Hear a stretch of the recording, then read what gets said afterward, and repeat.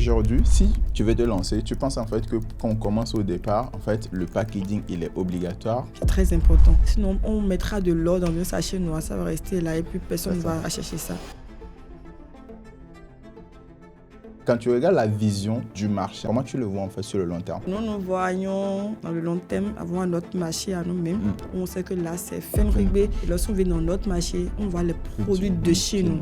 Si on devait prendre un truc qui t'a le plus marqué pendant ta période, quand tu étais enfant, ce serait quoi concrètement? Le marché. Le marché. Le marché. Tu as grandi dans le marché. J'ai grandi dans le marché, c'est extraordinaire.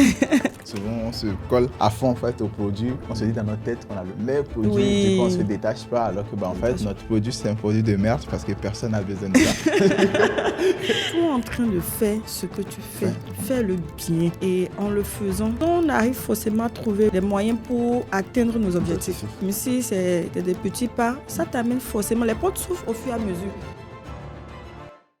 Je me suis lancé un défi fou. Interviewer 100 personnalités à travers 10 pays africains. Et là, toujours, je suis au Bénin et aujourd'hui, je vous amène dans un univers assez unique, l'univers de la transformation agroalimentaire. Mais aujourd'hui, on est avec une dame exceptionnelle qui promeut uniquement les produits made in Bénin. On va voir ensemble d'où elle vient, comment elle est arrivée dans ce milieu un peu complexe et surtout, elle va nous partager des tips pour lancer aujourd'hui une marque made in Bénin à succès depuis le Bénin. Donc, bienvenue, Sonita. Merci. Comment tu vas? Ça va super bien, toi? Ça va, la semaine se passe bien, j'espère. Oh, grâce à Dieu. Super. Est-ce que tu peux rapidement te présenter? Alors, je suis Sonita Tossou, promotrice de Fenno Food and Packaging et de Fenrigbe. Ok. Qu'est-ce que vous faites concrètement? Alors, Fenno Food and Packaging, c'est une entreprise qui fait de la transformation agroalimentaire. Nous transformons l'igname en couscous d'igname. Nous faisons le attiéké déshydraté, le couscous de manioc, les épices, les infusions. On ne s'arrête pas là. Fenno Food and Packaging, il y a le volet packaging aussi qui intervient. Nous sommes également dans la distribution des emballages, c'est-à-dire nous accompagnons nos camarades entrepreneurs qui sont également dans la transformation à mieux emballer leurs produits. Parce que de très bons produits sont fabriqués en Afrique, mais faute d'emballage, ils ne sont pas compétitifs sur le marché local et international. Donc nous sommes également dans la distribution des emballages via une plateforme, agripack.store. Voilà un peu. Et nous faisons également la promotion des produits locaux à travers le marché Fenrigbe. Voilà. Rien que ça. Elle est dans plein de trucs. Ce qui est incroyable. En tout cas, moi, ça m'impressionne avec tout ça, tout ce que tu gères aujourd'hui. J'ai juste envie en fait de te poser une seule question. D'où tu viens? Je suis béninoise. Okay. Je suis d'origine Fon. Okay. Voilà. Je suis née à Cotonou, grandi, fait mes études à Cotonou. Et voilà. À quoi ressemblait ton enfance? Une enfance, je dirais, très paisible et mouvementée. Okay. Parce que maman, elle est commerçante. Voilà, donc rester auprès d'une commerçante, voilà, on est un peu partout. Elles vont à Tokba et voilà, quand on quitte les cours, c'est qu'on peut faire un tour au marché, rester dans l'ambiance du marché. Donc c'était vraiment, je dirais, mouvementé, voilà, en un mot. Ok. Si on devait prendre un truc qui t'a le plus marqué pendant ta période, quand tu étais enfant, ce serait quoi concrètement? Le marché. Le marché. Le marché. Tu as grandi dans le marché? J'ai grandi dans le marché, c'est extraordinaire. Donc, ce qui t'a appris aussi à vendre, c'est ça? Exactement. Tu vendais? Je dirais, quand on me parle du marché ou on me parle de l'entrepreneuriat, du commerce, je ne me rappelle pas exactement à quel moment j'ai commencé par vendre. Comme je suis née dans le marché, maman me dit qu'elle était au marché quand elle a eu mes contractions. Ah ouais? Elle a accouché et voilà, elle est revenue encore. Donc, je suis née presque dans le marché. Et je faisais pratiquement tous mes allers-retours, congés, vacances dans le marché. Donc, je ne me rappelle plus exactement à partir de quel moment j'ai commencé par vendre. Parce que quand tu es petite, voilà, tu es avec maman tout le temps qui vend. Donc, déjà même ton terrain de jeu, c'est de vendre. C'est-à-dire les autres enfants peut-être s'amusaient à faire la voiture, mais toi, tu t'amusais à vendre, à faire la commerçante. Voilà. Mais c'est hyper intéressant. Et toi, c'était quoi ton rêve quand tu étais enfant? Rêve. Est-ce que tu te voyais commerçante? Non. À vrai dire, je voulais être médecin. Ok. Oui, ça me plaisait bien, voilà, d'être médecin. J'ai pensé aussi être avocate ou douanière. Douanier, mais je me suis dit après, quand je grandissais, j'ai dit non. Être médecin, c'est plus utile. Je sauve des vies, c'est plus chic. Et quand même, je tombais un peu malade de par le dire, pas ici, pas là. J'ai dit non, c'est mieux de sauver des vies. Et pourquoi tu n'as pas continué là-dedans? Il faut dire, quand j'ai eu le bac, c'était avec mention assez bien. Et pour aller à la fac de la médecine, il fallait au moins... J'ai essayé, hein, il fallait au moins peut-être avoir bien, très bien. Donc, comme je n'avais pas eu très bien ni bien, j'ai dit, mais bon, il faut rester quand même dans le domaine de la santé.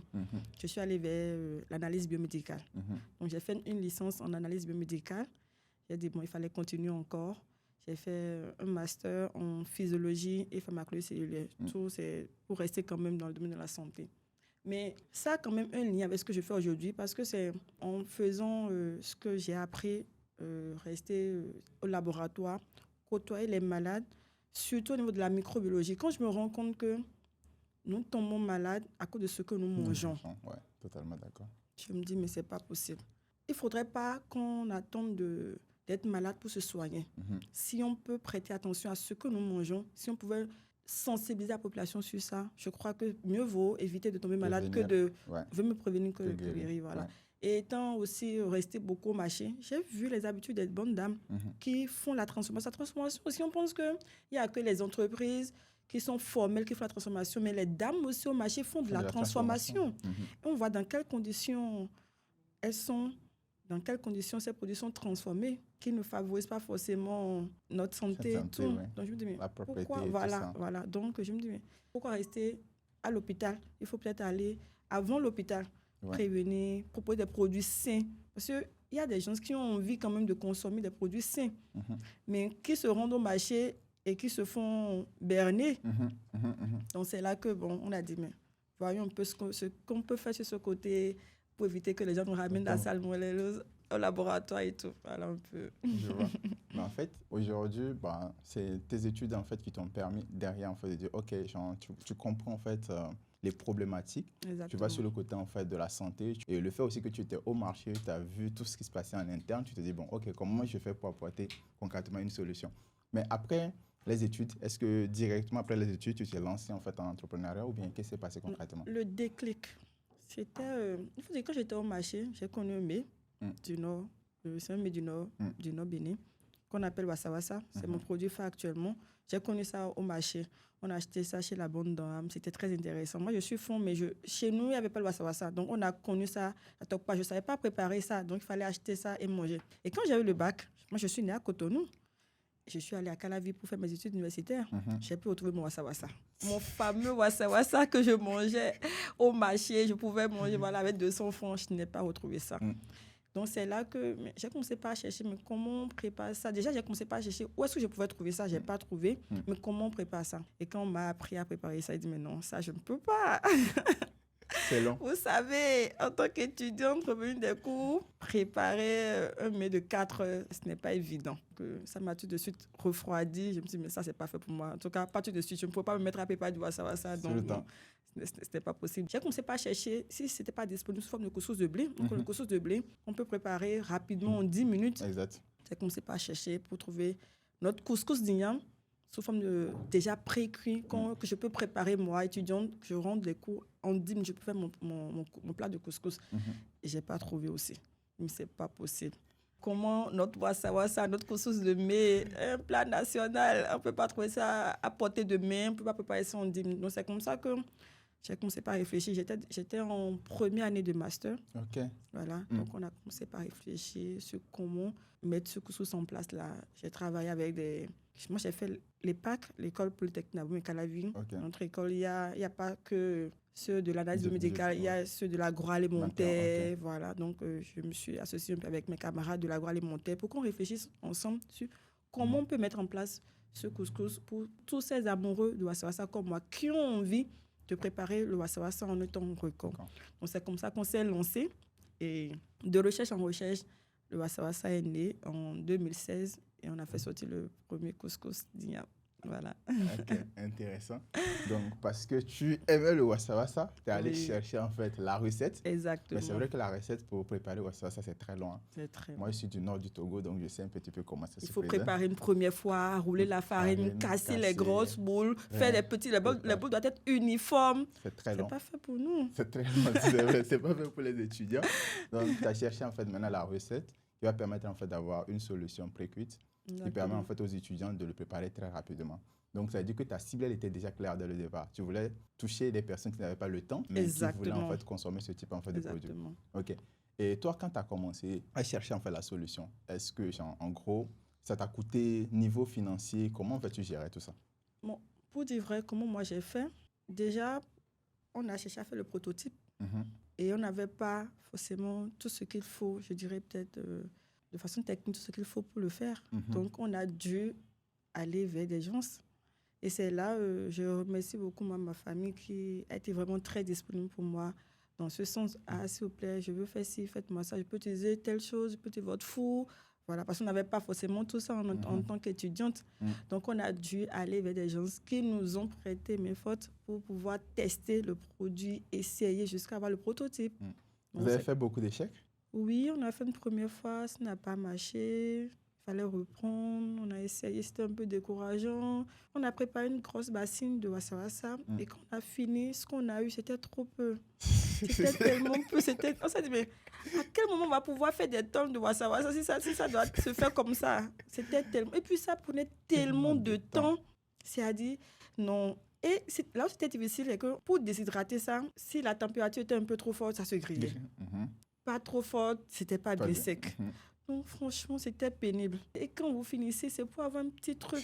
C'est-à-dire, vous préparez, je dirais, 10 kilos de wassa-wassa pour avoir peut-être, je sais pas, 200 grammes, 500 grammes. Parce qu'on s'est déshydraté, ça perd du poids. Mais comment on va y arriver? C'est compliqué. Déjà, je fuyais le travail pour le faire, mais pour produire, il fallait que moi-même je prépare. Donc, j'ai dû apprendre à préparer. Ouais, logique.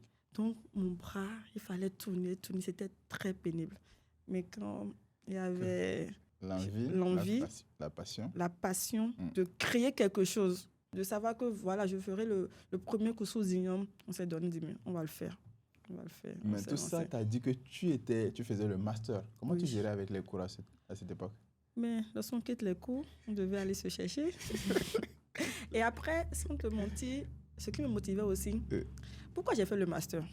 Quand j'ai fini la licence, j'ai vu mes camarades, mes collègues, nos dévanciers, chômage. Pour ceux qui étaient embauchés, ils prenaient combien? J'ai dit, mais non, je ne vais pas, mes parents ne vont pas payer autant d'argent et je vais finir licence et aller prendre quoi, 50 000. Ils sont mal payés. C'est pas ce qu'on devait nous payer, mais ils sont mal payés. Je vais pas, non. Je me suis dit, bon, ok, peut-être quand je vais étudier plus, on va me payer plus. Non, il fallait faire le master. Mais quand je suis allée en master, l'idée, c'était de faire la thèse, en fait. J'ai vu ceux qui ont fini le master. J'ai vu ceux qui ont fait la thèse, ils étaient là. Ils étaient là. Ah non, il fallait que je me cherche ailleurs. Ça veut dire que ce n'était pas ça la solution. Et l'autre chose aussi, malheureusement, dans notre milieu estudiantine, je vais dire, mais je sais pas, les choses ne sont pas faciles pour nous, les femmes. Pour aller jusqu'à la thèse, vous voyez de quoi je parle.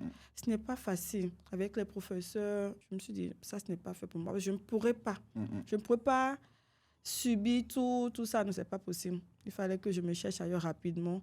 Donc, on s'est dit, bon, quitte à se sacrifier, à quitter les cours tardivement, à rester tard pour chercher la recette, il fallait le faire. Il fallait le faire. En fait, c'est hyper intéressant ce que tu es en train de dire parce qu'en vrai, il y a énormément de personnes qui décident juste de continuer les études parce que quand ils atteignent un niveau, ils ne savent pas qu'est-ce qu'ils ont peur tellement en fait, de la vie professionnelle qu'ils décident en fait juste de suivre. Parce que les études, on ne décide rien, on suit juste en fait. Et puis, c'est beaucoup plus simple. C'était un échappatoire. Exactement. Donc, beaucoup de personnes décident. Et aujourd'hui, en fait, dans ma promo, j'ai connu énormément en fait, de personnes comme ça. C'est-à-dire que après le master, ils ont décidé de continuer le doctorat. Ou ils sont ici pendant 6 mois, ils ont cherché en fait de boulot. Et ça ne marche pas. Ils continuent en fait ici. En entendant. Vous continuez en fait les études. Et du coup, c'est très compliqué. Mais aussi pour le côté en fait femme, je trouve en fait que c'est vraiment très dommage en fait. Je ne vais pas dire que c'est uniquement en Afrique et tout. Parce que je pense aussi c'est aussi le truc qui a poussé ma petite sœur même à se lancer en entrepreneuriat. Parce que quand elle a fini, elle devait faire son master. Et pour son stage, son maître de stage lui proposait des choses pas vraiment catholiques. Elle a décidé en fait de laisser tomber et se lancer en fait elle seule. Et puis ça c'est dommage en fait pour des choses comme ça. Mais bon, c'est le milieu dans lequel je voulais bien aussi enseigner, ça me plaisait d'enseigner. Ah ouais? Oui, à l'université. Et pour ça, il fallait que j'aie au moins le doctorat et tout. Ils m'ont brisé mon rêve. Du coup, maintenant en fait, pourquoi tu as choisi ce nom? Pourquoi j'ai choisi ce nom? Pour être sincère, je ne sais plus. Ah ouais? Pour être sincère, quand on a voulu lancer l'entreprise, on a dit il fallait un nom. On a commencé par réfléchir. Sincèrement, je ne me rappelle plus exactement ce pourquoi j'ai décidé de faire nous, je ne me rappelle plus, pour être honnête. Mais j'avais beaucoup de choix. On avait beaucoup de propositions. Ouais. Mais Fais-nous, ça m'a plu à cause de sa signification. Fais-nous, c'est la grâce. Ok. Et on dit, ton nom te suit. Donc il fallait ce nom qui parle, qui pouvait nous apporter quelque chose. De plus, ouais. Et en même temps, je voulais un nom, pas un nom en anglais européen, non. Je veux que ce soit local. Ouais. Simple à prononcer.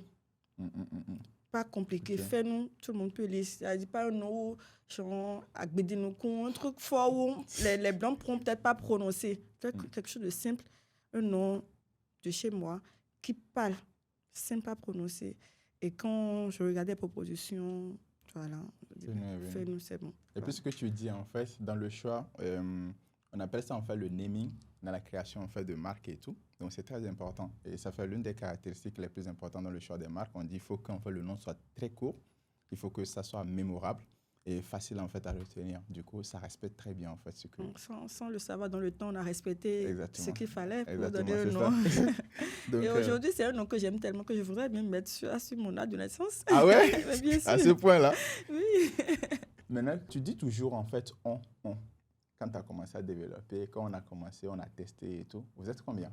Ou pourquoi tu utilises le on? Je dis on parce que déjà, il faut dire, officiellement, on a commencé avec Fais-nous Food. OK. Mais avant Fais-nous Food, je faisais beaucoup de choses depuis les cours secondaires. Je vendais à l'école, je faisais du toffee, du lait en poudre. Et pendant les vacances, je faisais mes épices au marché, tout. J'avais beaucoup de trucs que je faisais par moment, mais c'était pas sous une marque. Voilà. Et quand je suis venue à l'université, ça me travaillait toujours l'idée de créer quelque chose, d'entreprendre et tout, mais je ne savais pas comment ça se passe. Donc j'étais dans mes activités, je faisais des petits commerces par ici et par là. Et quand j'ai rencontré monsieur, je lui en ai parlé, il me dit, lui, franchement, il m'a beaucoup motivée. Lui, je dirais, il avait une vision plus large de la chose.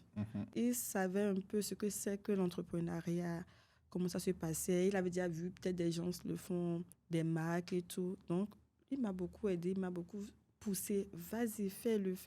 Donc, je dis on parce que je me dis, c'était le premier partenaire, premier employé, premier tout. Il a tout géré. Il a tout géré. Il a fait mon logo, mes affiches, voilà. Il a tout fait. Donc, voilà. Donc, je dis on parce que je n'ai pas porté l'idée seule. Il a été là, à la base. Il m'a beaucoup motivée. Vas-y, vas-y. Jusqu'à ce qu'il me dise, mais si tu ne fais pas, ne me parle plus. Ah ouais? Oui, parce que j'en ai marre que tout le temps, tu me racontes tes idées, tes projets, mais jamais tu ne passes à l'action. Il m'a mis des ultimatums. Voilà. C'est né. Donc, je me dis on. Après, Fais-nous Food aujourd'hui, on a une petite équipe, des gens qui sont à la boutique, à la production, des dames avec qui on travaille et tout. On a un livre, des vidéastes. Voilà, c'est une petite équipe avec laquelle on marche. En fait, c'est incroyable ce que tu dis. Après tout, derrière, on vous le dit souvent, cherchez des personnes qui vont vous encourager, surtout qui arrivent à avoir une vision globale, qui sont prêts vraiment en fait, à vous soutenir. Ce midi, je discutais avec une dame qui a en fait un talent incroyable dans la création en fait, de marques aussi. Mais elle me disait en fait que elle est un peu bloquée, elle ne peut pas vraiment en fait, bouger. Et quand j'ai commencé à la poser des questions, je comprenais que vraiment son mari ne l'aidait pas vraiment en fait, dans ce qu'elle voulait faire. Du coup, c'est ce qui la bloquait. Elle a des super idées, mais ne peut rien faire parce que la personne qui est à côté d'elle en fait, ne le soutient pas vraiment en fait, comme il le faut. Du coup, choisissez bien vos partenaires. C'est très hyper important. Hyper important. Tu te rappelles qui a été ton premier client? Quand tu as eu le prototype, comment tu as fait pour le vendre? Le premier client. Ouais. Quand on a fait sortir le premier couscous, on a posté ça sur les réseaux sociaux. On a posté ça sur Facebook. On a eu tout de suite beaucoup de demandes. Je vous raconte une petite histoire. Voilà. On a fait le lancement.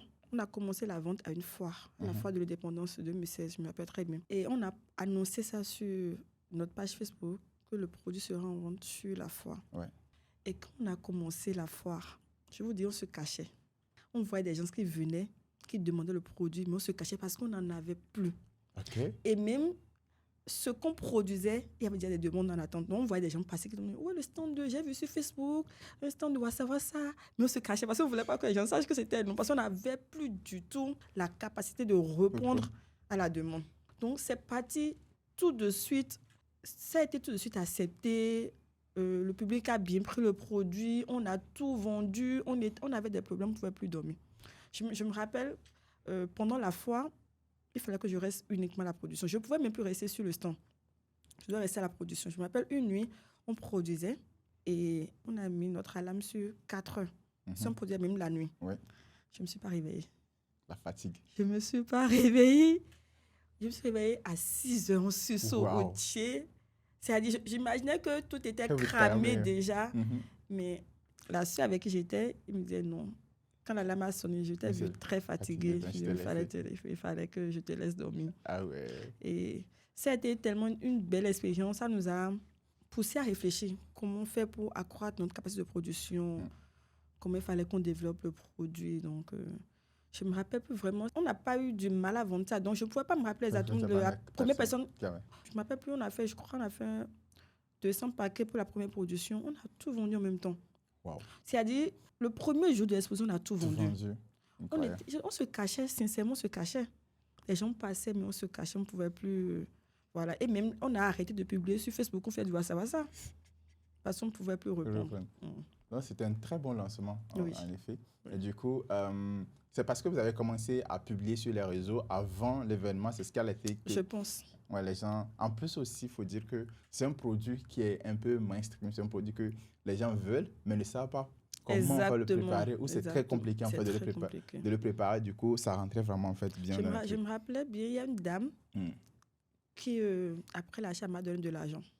Elle avait acheté et ensuite elle a donné de l'argent. Parce qu'elle était tellement contente. Elle m'a dit, tiens. Elle dit non. Elle me dit non, tiens, je te donne. Parce que tu nous as fait un bon produit. Ça m'a tellement touchée. Est-ce que tout au long en fait, du parcours, du lancement en fait, de ton prototype jusqu'à la sortie et tout, est-ce qu'il y a eu des périodes où tu t'es dit, ça j'ai envie de laisser tomber, j'en avais marre, il y a des difficultés qui arrivaient? Franchement, non. Pour faire une food, non. Il y avait vraiment la passion là-dedans et du coup... J'étais déterminée. Il fallait tout casser. Malgré les difficultés, on était passionnés parce que quand on fait quelque chose et il y a du répondant derrière, ça motive. Ça motive. C'est vrai qu'on avait des difficultés, mais tellement la demande était là, les gens ont bien pris le produit qu'on ne sentait même pas la difficulté. On ne sentait pas, c'est-à-dire malgré tout, on fonçait, on avançait. Voilà. Ok. Du coup, là, aujourd'hui, ça fait combien d'années?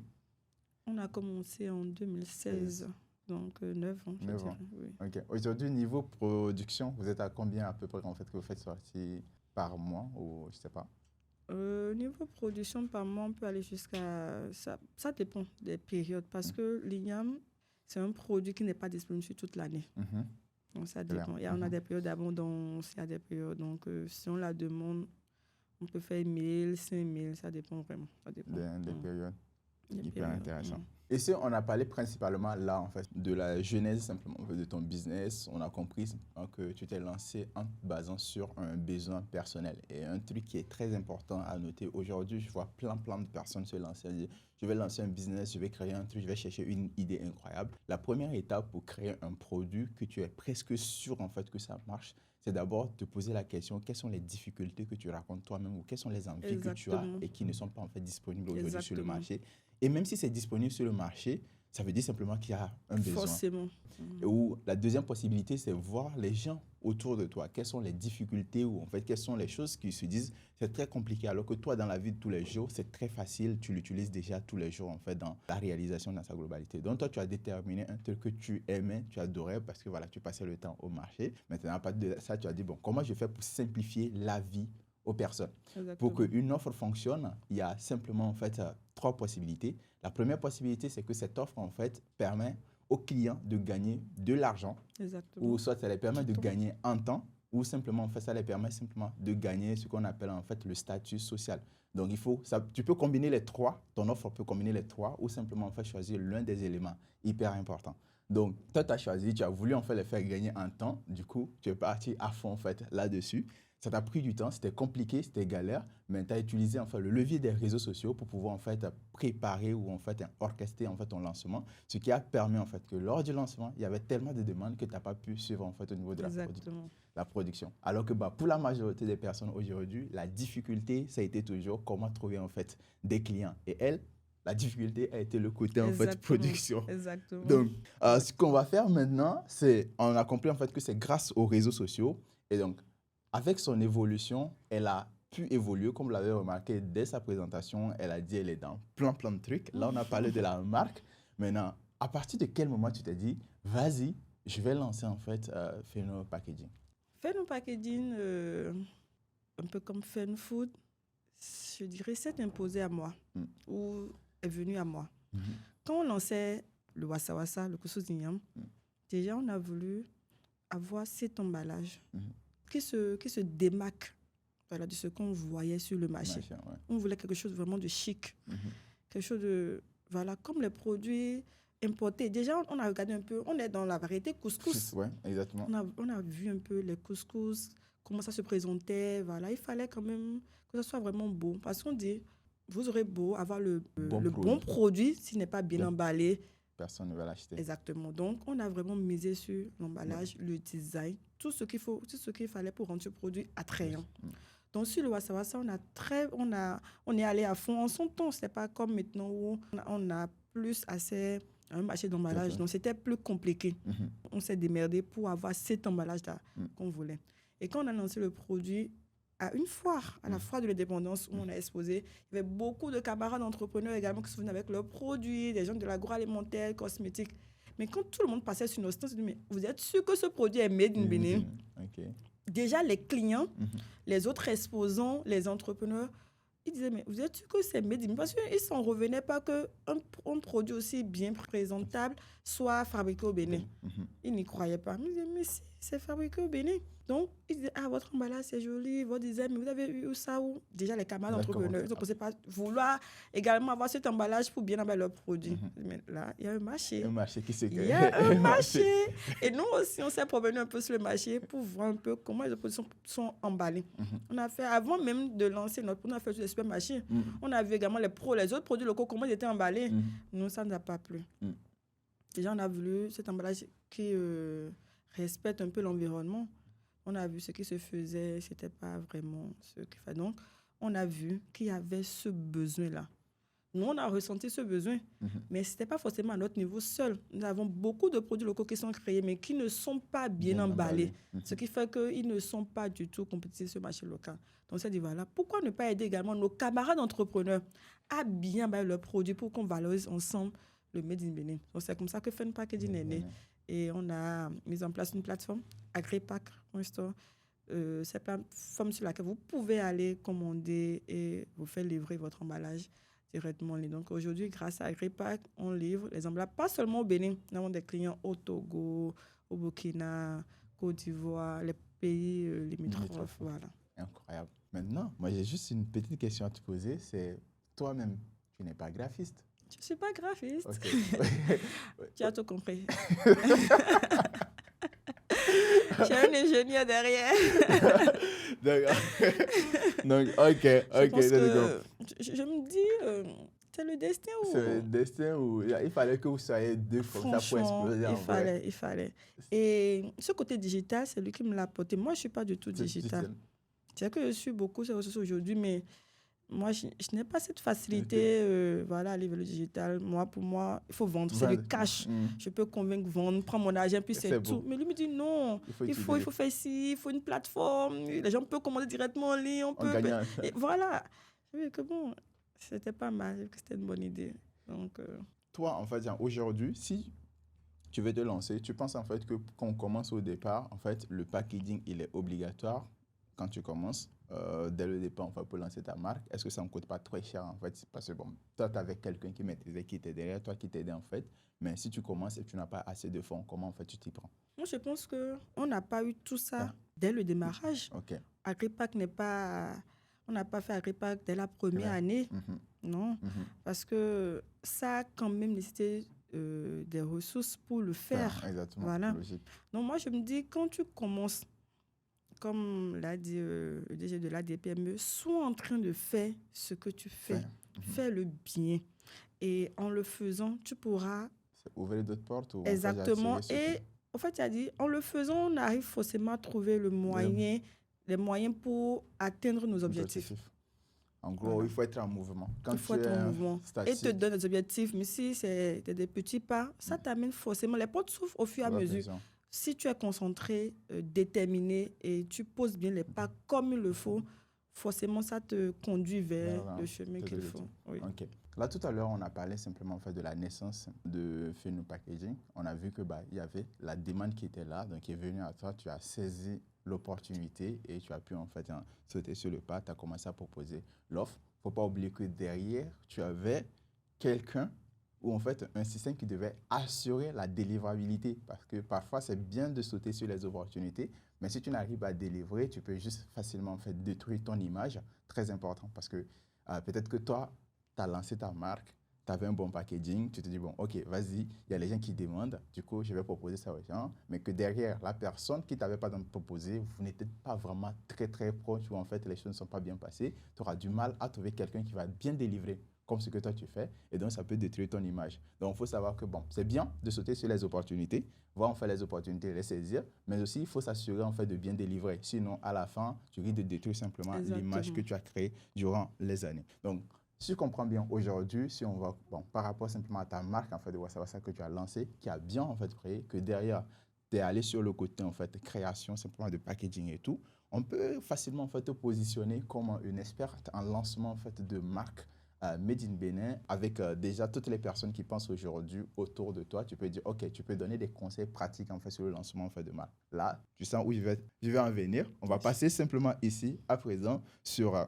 les processus en fait, de création en fait, de marque. On va passer énormément de marques dans les supermarchés. Quelles sont en fait, les erreurs que tu as l'habitude d'observer les gens qui viennent ou en fait, dans les marchés que tu lances? Quelles sont les erreurs que tu remarques souvent chez les personnes qui créent des marques? Ce que je remarque surtout chez les débutants, leurs produits ne sont pas standardisés.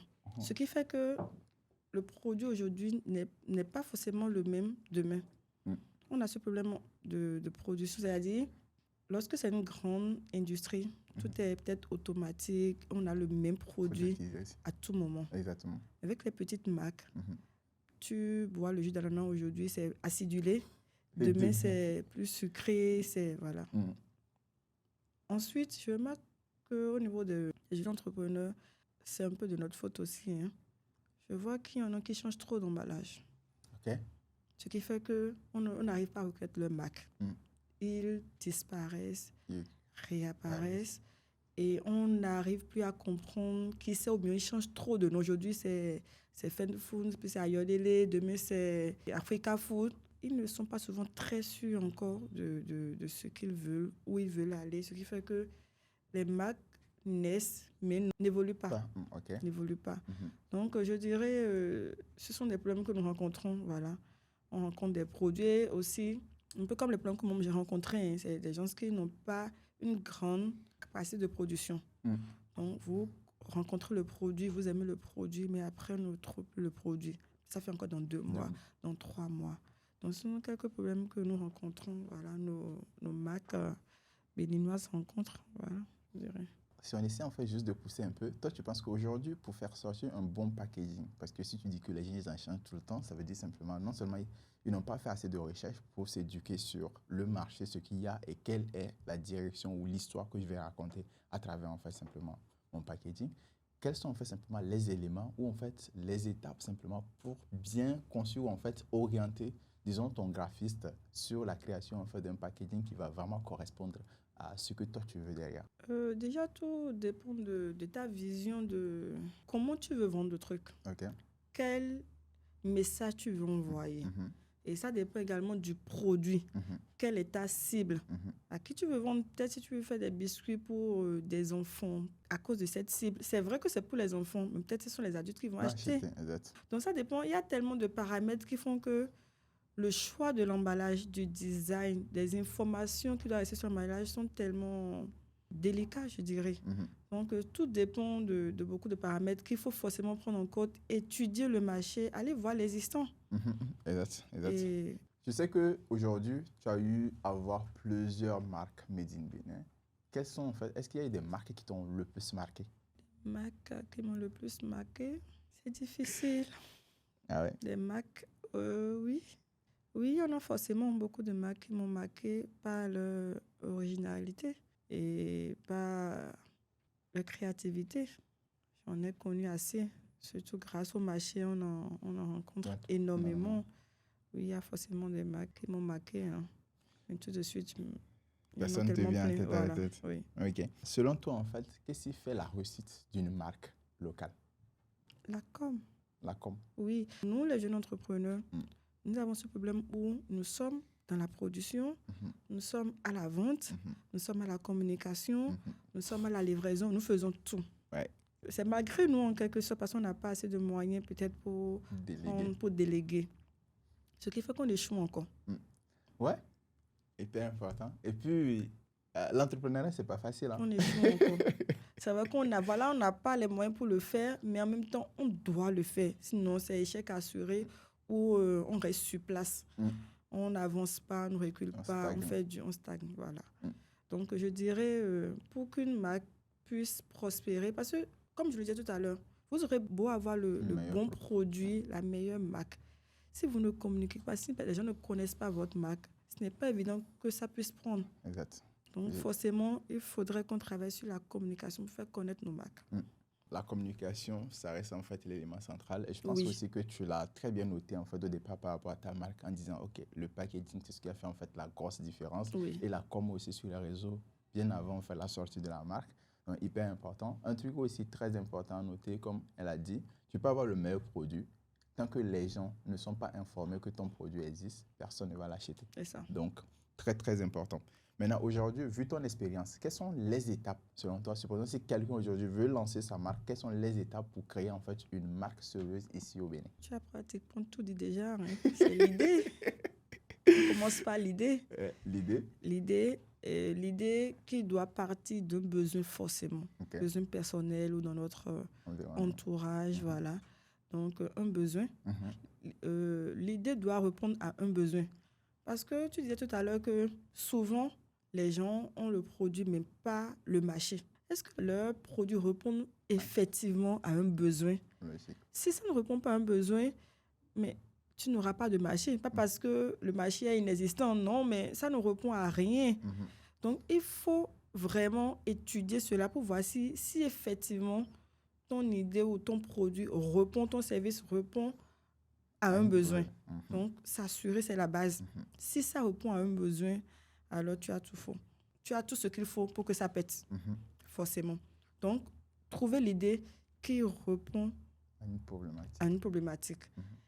Et maintenant, créer vraiment le produit pour répondre à cette problématique. problématique-là. Parce que parfois, on a la problématique qui est là, mais le produit qu'on met sur le marché ne répond Peut pas pas vraiment. effectivement à ça. Notre premier cursus, lorsqu'on l'avait fait, pour le préparer, ça prenait plus de temps. Ok. Donc, on pensait répondre à une problématique, mais on n'y répondait répond pas pas vraiment vraiment à la parce qu'il fallait encore plusieurs étapes Pour- pour préparer ça. Mhm. C'est pas ça. Mhm. Il fallait qu'on aille voir encore comment faut-il faire pour que, on a dit en un temps record, il faut que franchement, vous soit en un temps record. Mhm. Donc, que le produit réponde vraiment Ouais. à ce besoin. Mhm. Donc, de ne pas se tromper, on a l'idée, mais la concrétisation de l'idée doit répondre vraiment concrètement à ce besoin, sinon vraiment on peut se perdre encore. Mhm. Et ensuite, travailler sur le branding. Ok. C'est très important. Mhm.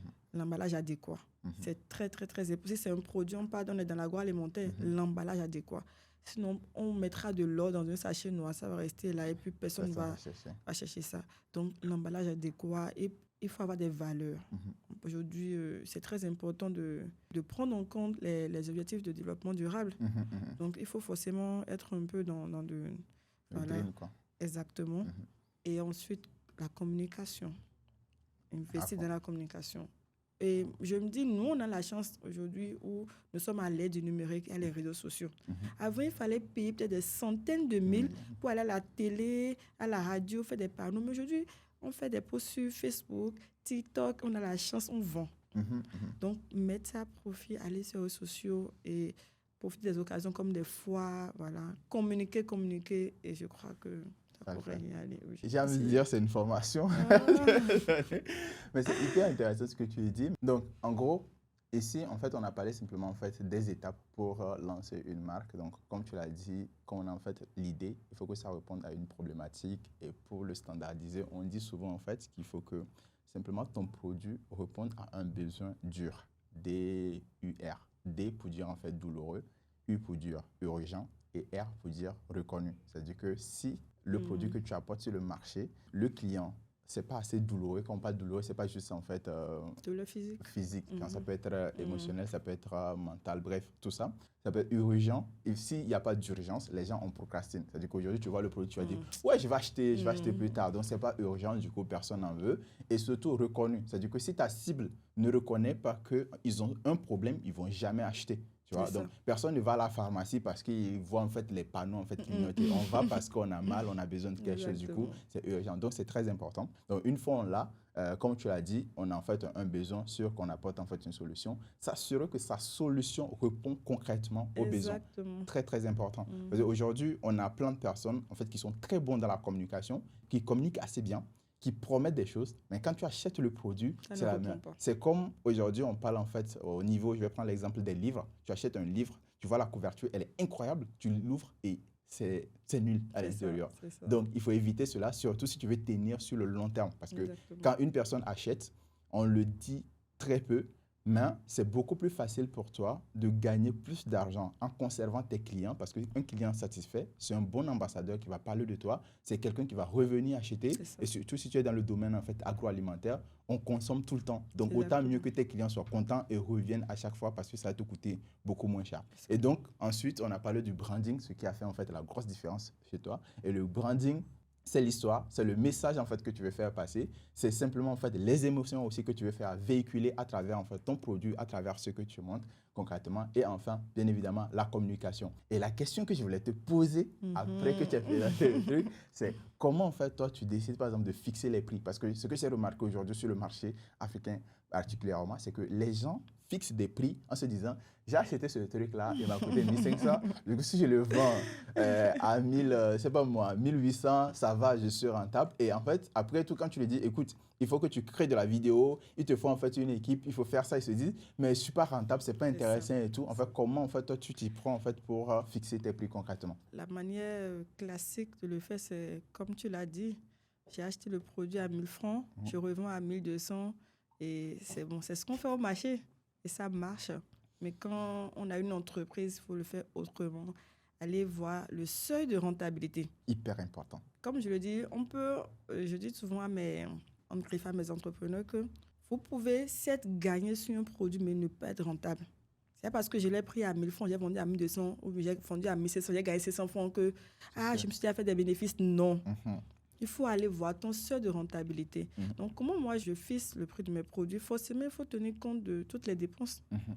Si j'ai pris ZIM, le prix du transport, la matière première, les main-d'œuvre, l'emballage, l'étiquette, tout ça. Et ça me permet d'avoir le prix de revient, de savoir quelle marge. Mais après, il faut que je calcule le seuil de rentabilité en tenant compte. Il y a des dépenses directes et indirectes. Indirectes, exactement. Donc, en tenant compte des dépenses indirectes, je vois avec, je calcule tout pour voir quel est mon seuil de rentabilité, à partir de quel moment je suis rentable. Et j'arrive à déterminer exactement à quel moment je suis rentable. Très important. En fait, le seuil de rentabilité, je pense en fait que c'est une problématique où peu de personnes en fait y prennent. Parce qu'il ne faut pas oublier que dans le produit, ce n'est pas juste la matière première. Exactement. Parce que on parle ici de la transformation et surtout quand tu commences toi-même, tu le gères. Donc, il y a le temps que tu mets toi-même. Donc, les déplacements, quand tu vas au marché, tu dis, OK, ça t'a coûté 200, ça t'a coûté 300. Tu as pris ta voiture, tu ne calcules pas le transport. Le transport, hyper important. Tu vois, même la communication, on dit souvent, en fait, il faut envisager à peu près 20% du prix du produit pour les coûts, en fait, de la communication, la production des contenus, la publicité plus tard. Parce que si tu ne le fais pas, à un moment donné, tu peux faire monter ton business, peut-être, je dis des conneries, à peut-être 1 million, 3 millions, en fait, le mois. Mais à partir de 3 millions, si tu veux atteindre les 10 millions, 20 millions, 50 millions, il faut en fait scaler, faire appel en fait au pub, créer du contenu et tout ça. Là, tu vas voir que si tu veux aller là, tu n'es plus du tout rentable. C'est ça. Donc, tu fais rentrer de l'argent, mais tu n'es pas rentable et du coup, Moi, j'ai eu ce problème avec mon premier produit. Avant le Wassawassa, Ouais. j'ai fait un produit Mhm. que je ne vends plus aujourd'hui à cause de ce problème. J'ai mal fixé mon produit, mon prix. Ça m'est arrivé avec la farine de Kossé d'Ignam. Mm. Et qu'est-ce qui s'est passé? J'ai commencé la production dans une période d'abondance. Mhm. Il y avait assez Un de peu moins, cossettes. exactement. C'était moins cher. Exact. Et on a commencé pas à vendre. J'ai mis mon produit à 1000 francs et tout. Mais quand la période de soudure est arrivée, j'ai eu chaud. J'ai dû couper la production parce que les clients n'étaient pas prêts à ce que j'augmente le prix. Mhm. Qu'est-ce qu'il fallait faire? Donc, ce qui a fait que j'ai arrêté la production. Donc, effectivement, quand on commence, ce sont des erreurs que nous commettons, mais il faut être averti pour Pour être ne payant. pas... Exactement. Voilà. C'est une problématique aussi que j'ai rencontrée avec une marque en fait, de soins de cheveux afro. Et elle aussi, elle faisait vendre en fait, son produit à un prix bas. Bon, elle faisait entrer de l'argent, mais n'était pas vraiment rentable. Donc, ce qu'elle a, c'est que des années, elle stagnait. Donc, quand on a commencé en fait, à bosser, moi, je lui ai dit, écoute, on casse, on refixe les prix. On a doublé quasiment fait les prix. Elle se disait que ses clients n'allaient pas suivre. Mais il y a eu certains qui ont suivi, il y a d'autres qui ont démissionné. C'est Mais difficile. aujourd'hui, son Ça business, va. ça tourne assez bien parce que voilà, actuellement, elle fait entrer en fait de la marge. C'est très, très important en fait ce côté de marge parce que si tu veux rester longtemps dans le business, tu vas avoir un business rentable. Il est obligatoire en fait de fixer le prix en fait C'est de ça. manière intelligente. Oui. Aujourd'hui, comment en fait ça se passe concrètement par rapport aux relations que tu as avec les marques qui travaillent avec toi? Parce qu'aujourd'hui, tu as tes marques. On parle de ta boutique, le marché et tout. Donc, il y a des marques, il y a ta propre marque, mais aussi il y a des personnes qui viennent exposer en fait leur marque dans ta Bien boutique. sûr. C'est quoi en fait qu'est-ce que tu les proposes concrètement? Alors, l'idée de la distribution Mhm. des produits, c'est parti du fait, comme je disais, nous-mêmes, on fait la transformation agroalimentaire. Mhm. On vend nos produits, on distribue nos produits. Mhm. Et il y a le volet packaging qui est là. Avec le volet packaging, nous sommes en contact avec beaucoup Beaucoup d'autres de- entrepreneurs Mhm. qui ont leurs produits également et Mhm. autres. Et on s'est dit à un moment donné, mais pourquoi ne pas également faire la distribution de leurs produits? De toute façon, plus ils vendent, plus nous aussi nous vendons derrière. Mhm. Donc c'est comme ça que la distribution, nous avons commencé par faire la distribution des produits de nos clients. Mhm. Et après, dans cette démarche de promotion des produits locaux, Fenwick est né. Mhm. Parce que c'est vrai que nous sommes plus assez sur la transformation agroalimentaire, mais lorsqu'on parle des produits locaux, il n'y a pas que les produits agroalimentaires, Mhm. les produits cosmétiques, la mode, l'art, Mhm. et voilà, et plein de produits. Donc, nous avons commencé par avoir beaucoup de demandes d'autres entrepreneurs qui ont envie quand même de profiter de notre canal pour se faire connaître également, pour faire la promotion de leurs produits. Mhm. Mais comment on fait? Donc, c'est comme ça que Fenwick est né. OK. Déjà, même avec notre boutique, on n'avait pas à prendre tous les produits de nos clients. OK. C'est ça. Mhm. On avait ce problème également parce qu'ils se disaient que mais nous aussi, nous sommes tes clients, mais tu ne distribues pas nos produits. Mais on n'avait plus d'espace. Mhm. Je vois. On n'avait plus d'espace. Mais comment faire pour que ces gens-là, qui sont en partenariat avec nous sur le volet packaging, puissent également profiter de notre communauté, La de visibilité notre peut-être. visibilité. Donc déjà, on a pensé à eux et après à tous nos camarades entrepreneurs qui ne sont pas dans l'agroalimentaire, mais qui ont ce besoin de se faire connaître. Donc c'est comme ça que Fenwick est né, où chaque dernier week-end du mois, on accueille une trentaine d'exposants qui viennent exposer leurs produits. Et une fois là, on fait un grand marché Mhm. qui accueille plus de 100 à 150 entrepreneurs.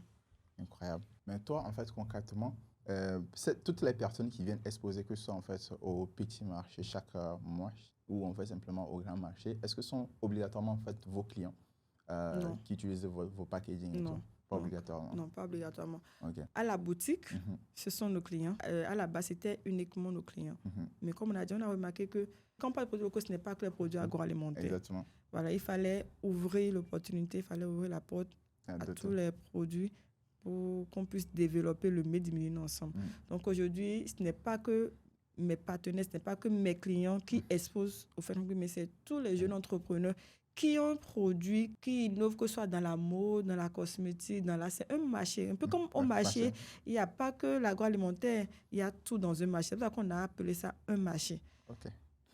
Voilà. Je vais dire, Tokba t'a poursuivi ou bien. C'est ça, exactement. C'est toujours top. OK. C'est hyper intéressant. Et en fait, aujourd'hui, quand tu regardes la vision du marché, en fait, qu'est-ce que tu veux transmettre? Comment tu le vois en fait sur le long terme? Sur le long terme, il y a ce que je vois, il y a ce que mes marchands, en quelque sorte, ou les autres entrepreneurs voient avec moi. Mhm. Ce qu'ils me disent souvent, ils me disent, on a envie d'avoir un marché physique. OK. Notre marché, c'est un marché qui s'anime chaque dernier week-end du mois, et puis ça passe. Mais ils disaient qu'ils veulent un topa. OK. C'est ça. Ils veulent avoir un Fenrigbe physique.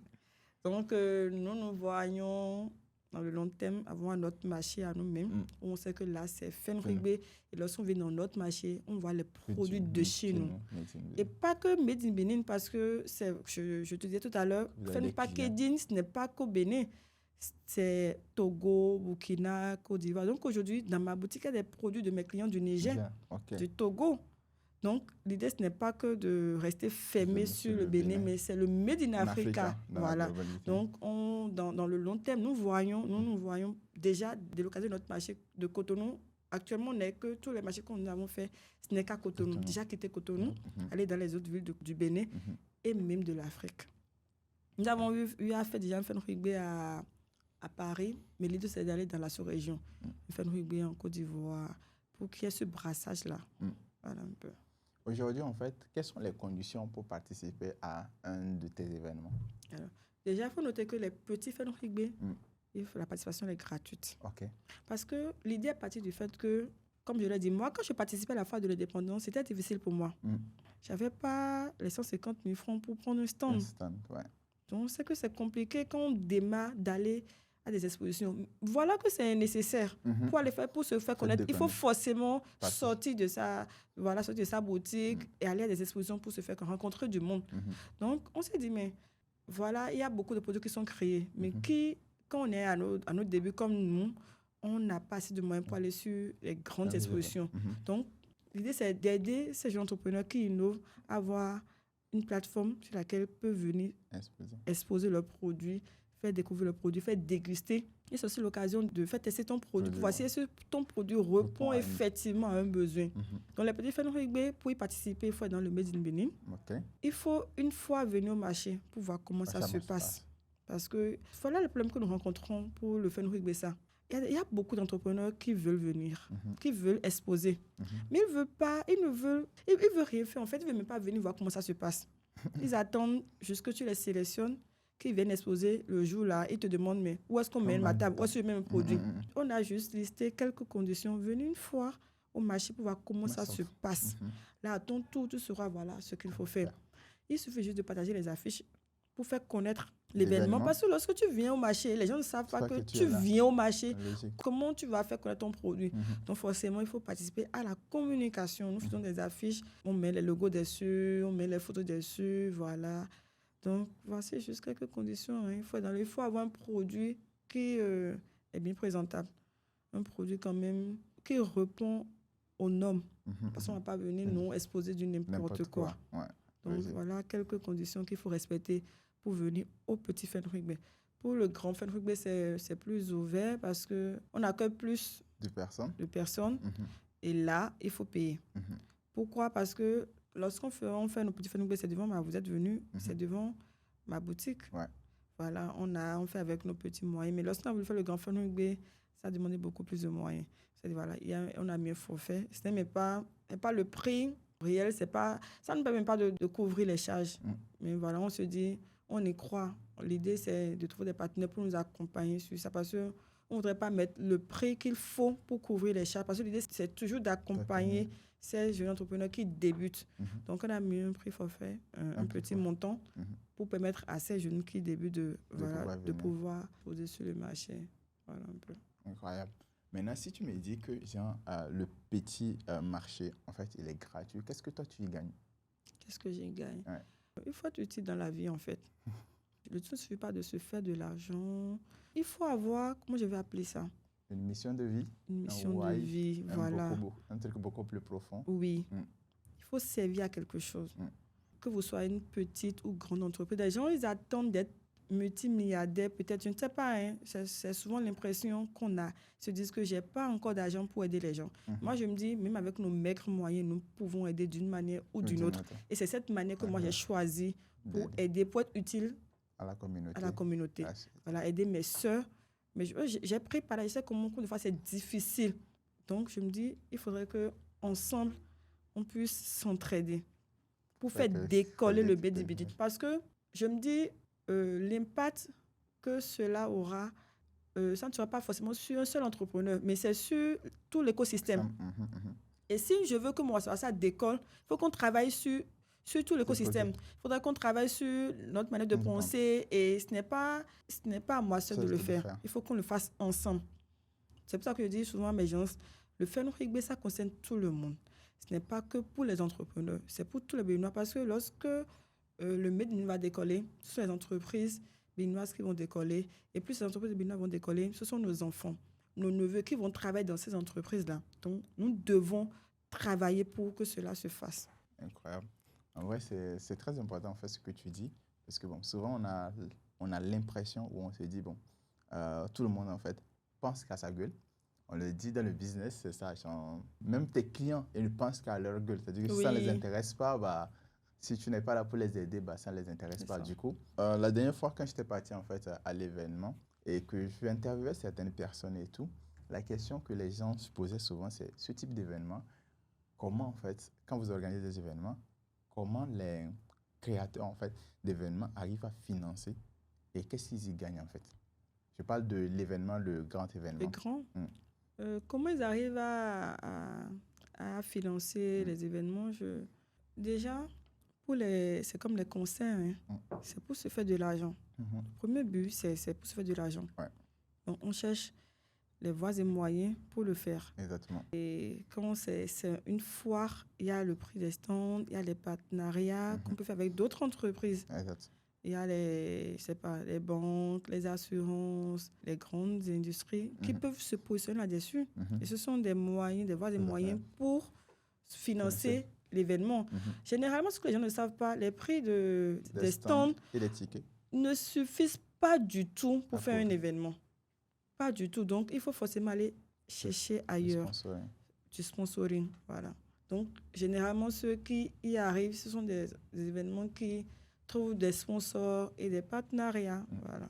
Tu disais tout à l'heure en fait que ça dérange aux gens de voir que les autres font de l'argent. Oui. Ouais. Tu sais, c'est une problématique en fait de la culture africaine. Aujourd'hui, peu de personnes peuvent s'arrêter et se dire « moi, je gagne tel truc ». C'est comme quand tu le dis, les gens, ça les frustre parce que peu de personnes gagnent assez d'argent et voient d'autres personnes gagner au lieu de s'ouvrir au niveau de leur mindset pour se dire « ok, si elle gagne comme ça, comment je fais pour apprendre d'elle, pour aller aussi gagner ?» On est en fait beaucoup plus dans ce côté haine. Tu vois, genre, comment je la détruis, on est aigri. Enfin, c'est ça en fait qui est en fait le gros souci en fait par rapport à ça. Et ce qui est pire, c'est-à-dire ils sont tellement bornés sur ce que tu gagnes, ils oublient ce qu'ils peuvent y gagner.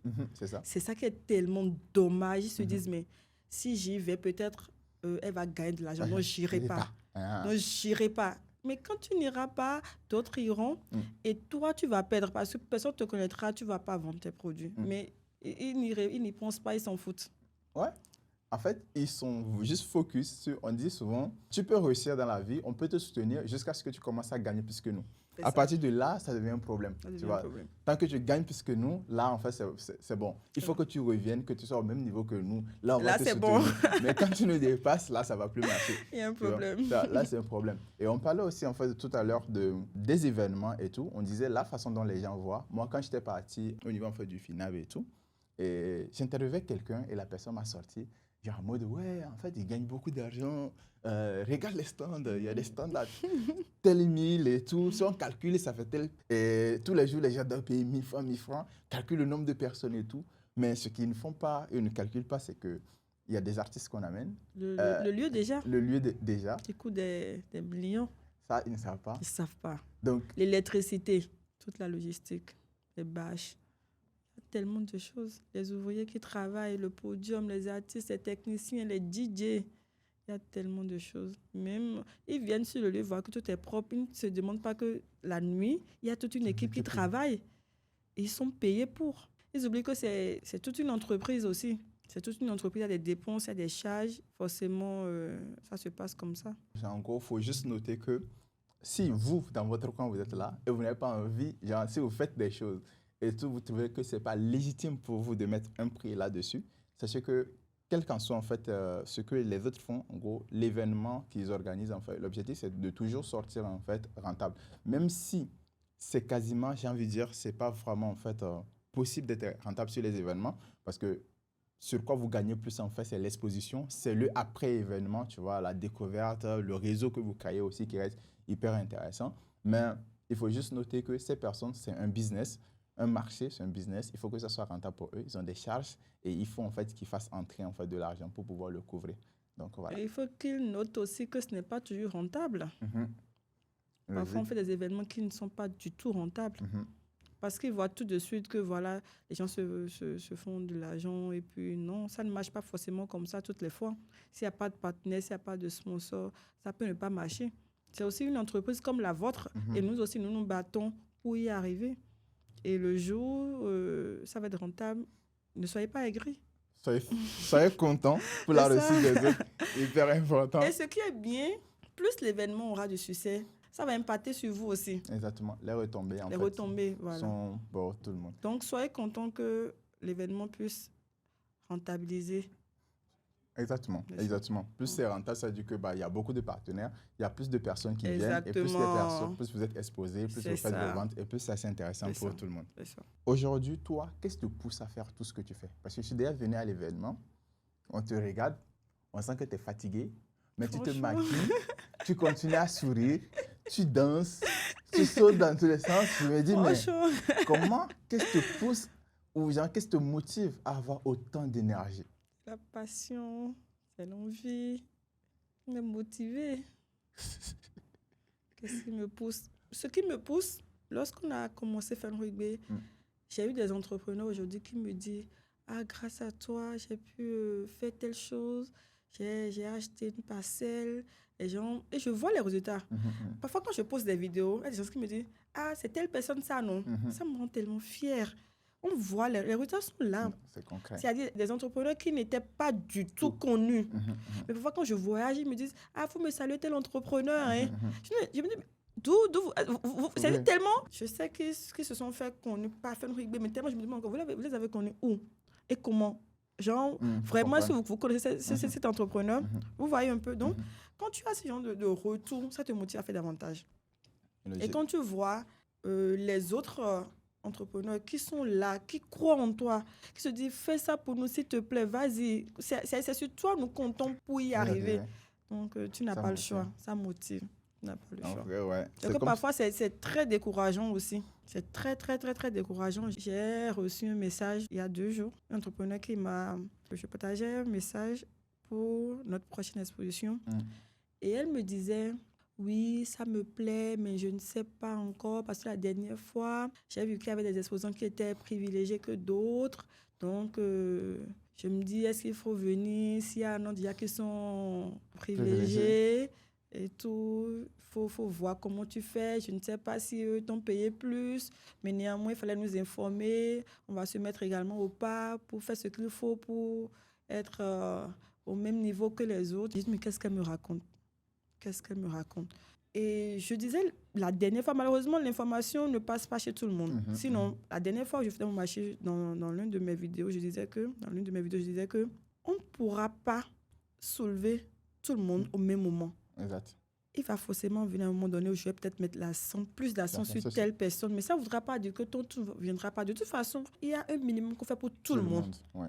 Mais après, il y a certains qui sont tellement dynamiques, forcément, qui vont se faire remarquer. Logique. Après, moi, j'ai envie de soulever tout le monde. J'ai envie de faire la promotion de toutes les entreprises. Mais je ne viendrai pas te tirer, te secouer. Non, mais lève-toi, viens à moi et on fera des choses ensemble. Je passe sur tous les stands, je fais des vidéos pour tout le monde. Qu'il soit 100, 150 ou pas, je fais des vidéos pour tout le monde. Vous ne vous demandez pas comment elle fait pour le faire, vous ne vous demandez pas ça. Mais après cette première vague de vidéos que je fais pour tout le monde, il y en a qui profitent d'autres vidéos parce qu'ils se sont levés, sont venus à moi. On a peut-être un peu dansé, on a dit mais qu'est-ce que tu en penses? Ils se font remarquer. Exact. Et je leur dis souvent, ne pensez pas qu'il n'y a pas que des vidéos professionnelles qu'on peut se faire remarquer. Venez, on va danser un peu, amusez-vous, faites-vous remarquer. Mais il y en a qui me disent, non, tu sais, moi, je suis très timide, je ne peux pas, j'ai honte, il y a la caméra et tout. Mais comment, après, ce sont ces gens-là qui se plaignent que d'autres soient plus mis en avant. Ce n'est pas moi. Ils se sont fait remarquer devant la caméra. Et c'est moi que les gens se les remarquent, ils se disent, ah, on connaît tel entrepreneur. Parce qu'à chaque fois que tu vas te voir, on va dire que ça, c'est Rhodes. Il y aura dans la tête de quelqu'un. Voilà. En fait. Et l'autre chose, c'est qu'il y aura encore d'autres moments que tu pourras en profiter. Mais ne dis pas en même temps que voilà, ils sont tellement bornés ou je ne sais pas, ils se disent que c'est comme si on doit aller chercher la femme, le lit et faire tout, quoi. Pour eux, ouais. À un moment donné, il faut qu'ils se disent, ils sont des gens qui ont envie d'atteindre des objectifs, mais ils ne font pas les choses qu'il faut pour les atteindre des objectifs. Ils attendent peut-être que d'autres personnes viennent faire pour eux. Voilà, et comme je disais tout à l'heure, ce sont des gens que tu vois sur les réseaux sociaux qui se disent, personne ne like mes vidéos. Pourquoi vous faites des vidéos du genre pour dire qu'on ne like pas vos vidéos? Faites ce qu'ils font, on va liker. Ne vous victimisez pas que quand ils parlent de l'entreprise, qu'on ne like pas, les gens ne commentent pas. Ils sont sur la défensive. Non, ce n'est pas de cette manière qu'il faut le faire. Il faut voir comment tu peux faire pour intéresser les gens. Exactement. Ne nous accuse pas. Si tu ne fais rien, ne nous accuse pas. Donc, c'est un peu... J'essaie de... Voilà, ce sont les difficultés que nous rencontrons. Et quand les gens parlent comme ça décourage. Logique. Parce que quand tu vois tout ce que tu fais... Tu te donnes à fond. Tu t'appropries même parfois de leurs produits. Il y en a qui ne savent même pas. Comme tu dis la dernière fois, il faut qu'on travaille sur comment ils vont présenter le produit. Il y en a qui ne savent pas le faire. Et je suis obligée de m'approprier de leurs produits pour voir, OK, je vais présenter ce bic-là, comment je vais voir comment je le fais à leur place. Mais ce n'est pas suffisant pour eux. Et dans ces genres de conditions, on est découragé. En fait, un truc qui est très important par rapport à ce que tu es en train de dire tout à l'heure, en fait, par rapport à la lumière que certaines personnes tirent, il faut juste noter simplement que dans le business qu'on fait, dans la psychologie, de manière inconsciente, il y a ce truc qu'on appelle en fait le transfert d'autorité. Si aujourd'hui, les gens te suivent et ces personnes t'admirent, c'est ta communauté, tu vas publier des contenus là-dessus, ces personnes te font confiance parce qu'elles voient tout ce que tu fais, elles voient comment tu vois, elles voient comment tu gères ta vie privée, elles voient... Bref, tu as créé une connexion avec eux. Donc, le fait juste que quelqu'un ose avoir le courage de venir s'amuser avec toi, en fait, discuter ou en fait papoter et que ce soit filmé et partagé, inconsciemment, en fait, ton audience se dit, OK, si elle est cool avec telle personne que moi, je fais confiance, ça veut dire que c'est une bonne personne et ils vont directement l'associer. Donc, c'est très important si vous êtes dans des événements où vous avez la possibilité de vous retrouver avec des personnes, en fait, qui sont déjà avancées. Même si vous êtes timide. Faites l'effort. Faites l'effort. Une question, est-ce qu'on peut permettre à un entrepreneur d'être timide? En vrai, je ne crois pas, non. Est-ce que ça peut aller? Est-ce que ça peut aller? Pas vraiment. Honnêtement, aujourd'hui, la période en fait, dans laquelle on est actuellement, et surtout quand tu crées une marque, surtout dans le domaine en fait, de la création de marque, ce qui compte le plus, en fait, c'est l'histoire. On parle en fait du storytelling, en fait, ton histoire que tu fais véhiculer. Parce que quand il y a deux produits identiques sur la table, on va finalement en fait, choisir l'humain. En fait. Là, on ne va pas se focaliser sur le produit, on va chercher l'humain. Donc, ce qui va faire la différence, c'est ton histoire. Et je sais qu'il y a plein de personnes aujourd'hui en Afrique qui vont se dire, non, moi, je n'ai pas envie qu'on me voit, des choses comme ça. Il n'y a pas de souci. Si tu n'as pas envie de te voir, c'est dommage, en fait. Tu caches ton histoire au monde entier alors que le monde attend, en fait, d'écouter, découvrir, apprendre un peu plus, en fait, sur toi. Mais la deuxième alternative, en fait, qui existe, qui est peu utilisée aujourd'hui, c'est d'avoir, en fait, des érigés, en fait, de marques, des personnes qui vont... Est-ce qu'on en a les moyens lorsqu'on débute? Ça, c'est très compliqué au début, moyens. Tu vois. Mais aussi... Et par faute de moyens, lorsque on prend cette option, on va prendre des gens qui n'ont pas l'énergie ou en fait les moyens ou la capacité, qui n'ont pas les qualités pour bien le faire. Et ça détruit encore tout. Ouais. Et puis, si tu veux partir sur le truc, l'idée que je pourrais en fait faire partager directement, ça serait plutôt en fait, au lieu de dire tu vas payer les personnes parce que tu n'as pas les moyens, signe en fait un partenariat. En gros, les personnes s'occupent en fait du côté commercial et toi, tu t'occupes de la production. Donc, vous devenez en fait des associés sur le business, mais il faut s'assurer de bien choisir des bonnes personnes. C'est ça. Très important. Tu vois, aujourd'hui, par exemple, je connais des personnes, depuis que j'ai commencé en fait à tourner en fait en Afrique, je connais des personnes qui ont en fait plusieurs centaines de milliers d'abonnés en fait sur les réseaux sociaux, mais ils ont zéro produit, ils sont basés, genre, ils gagnent que par l'influence et tout. Et le truc, c'est que ça, c'est pas stable. Donc, ça veut dire qu'aujourd'hui, ils peuvent avoir un influenceur, genre une marque qui va les contacter, demain, il y aura pas du tout personne qui va les contacter. Du coup, ils ont ce truc-là. Mais ils n'ont pas l'intelligence business dedans nécessaire pour pouvoir créer un vrai business. Parce que quand on parle de business, ce n'est pas juste avoir un produit.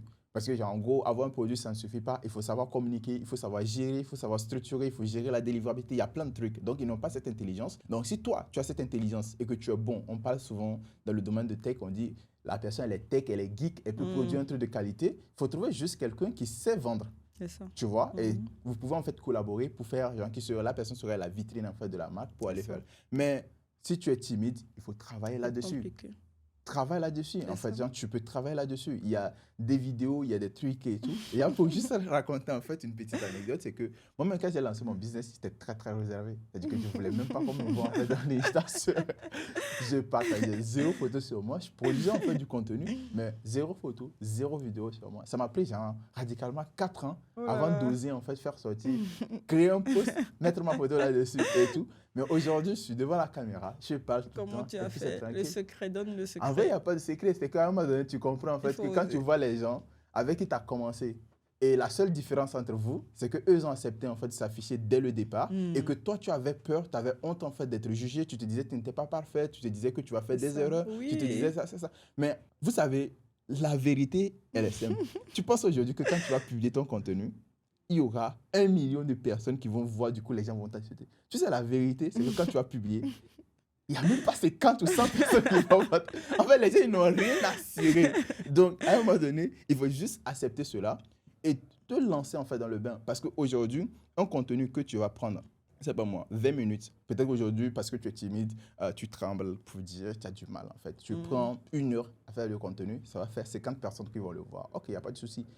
Demain, tu seras tellement à l'aise que ce contenu, tu vas prendre radicalement 3 minutes pour le créer. Et ce contenu, tu Ainsi vas le de publier, ça suite. va toucher 1 million de personnes. C'est ça. Donc, la création de contenu, c'est un levier en fait de croissance exponentielle sur le business. C'est ça. Tu vois? Donc, c'est très, très important d'oser, apprenez, regardez les vidéos YouTube. Moi, ce que je faisais, c'est aller rester devant mon miroir et me parler. Tu vois?